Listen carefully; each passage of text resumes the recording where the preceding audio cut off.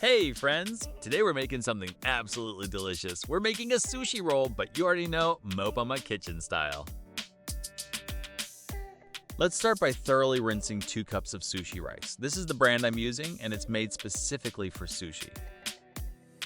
Add 3 cups of water and about 4 tablespoons of apple cider vinegar. Give it a good stir, then cook it over medium-low heat for about 15 to 20 minutes. While the rice cooks, let's prepare our protein. I'm using thin strips of beef chuck seasoned simply with salt and black pepper.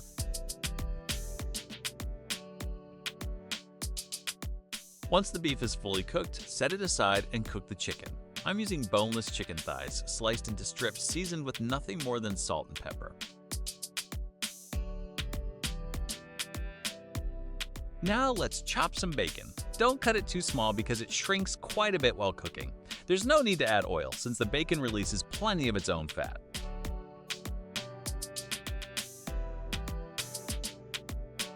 Once the rice is done, transfer it to a large bowl and let it cool. Gently separate it without stirring too much. While it cools, slice the cucumber, remove the seeds from the center and cut it into thin strips. They don't have to be perfect.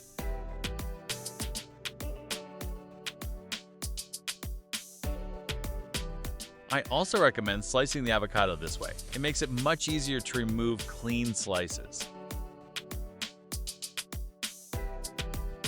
Now that the rice is cooled, it's time to assemble our sushi. We'll be using the beef, chicken, cucumber, bacon, avocado, cream cheese, a little water, and nori sheets. Before we begin, lightly grease your bamboo sushi mat with a little avocado. Here's an important tip. I always wrap my bamboo mat with plastic wrap. It makes rolling much easier and gives the sushi a much cleaner finish. Wet your hands before handling the rice because it's very sticky. Place a sheet of nori on the bamboo mat and grab a ball of rice about the size of your palm. Spread it evenly across the nori, wetting your hands whenever necessary. Once the rice is evenly spread, carefully flip the sheet over so the rice is facing down. Now add as much cream cheese as you'd like, followed by avocado slices, cucumber, chicken, and beef.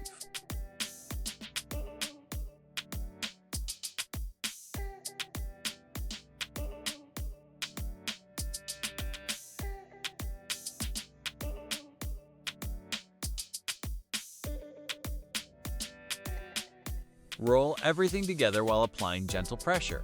Open it, roll again, and compress it well. It's actually much easier than it looks. The key is applying even pressure.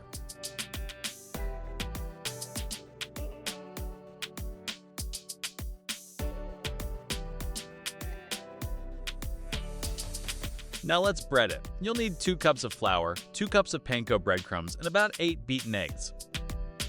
Whisk the eggs really well.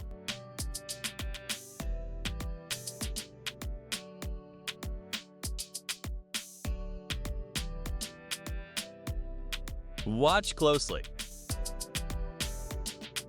Carefully coat the sushi roll in flour. Once it's completely covered, shake off the excess and compress it again with the bamboo mat.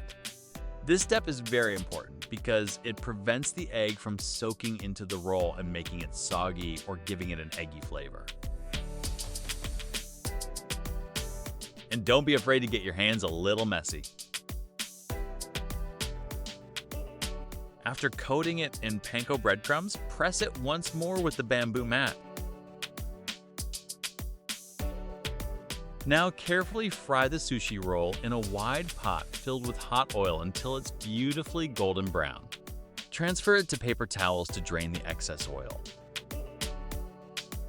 Meanwhile, finely chop the cooked bacon and grate some mozzarella cheese. Microwave a handful of the cheese for about 20 seconds. Be very careful, it gets extremely hot. Lightly wet your hands so you can stretch the melted cheese over the sushi roll. Then sprinkle the crispy bacon on top. Now let's admire that gorgeous cheese pull in slow motion. Just look at that. Press everything gently with the bamboo mat one last time so the bacon sticks to the melted cheese. Magnificent!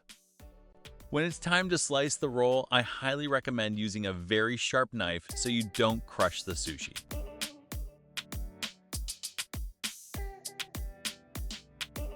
Is it normal that this is my 6-year-old daughter's favorite meal? She absolutely loves homemade sushi.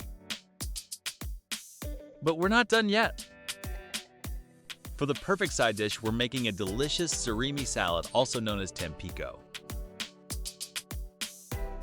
Finally shred the imitation crab. Grate 1 carrot, chop some green onions, and 1 serrano pepper.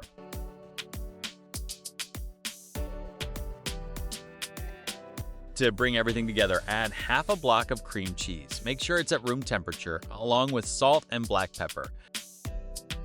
Mix everything until it's smooth and creamy.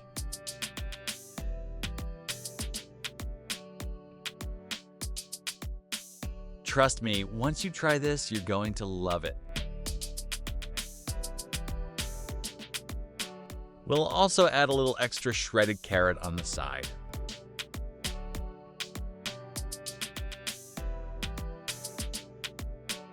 Now for a quick and easy sauce. Mix 3 tablespoons of mayonnaise, a sprinkle of sesame seeds, you can skip them if you'd like, a drizzle of sesame oil, and some sriracha. Stir until the sauce is completely smooth and evenly combined.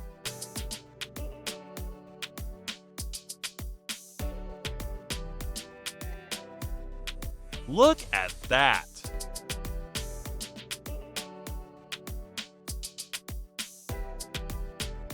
For the final touch, garnish everything with chopped green onions. Now that's a restaurant-worthy presentation. Just look at this masterpiece. It honestly deserves an award.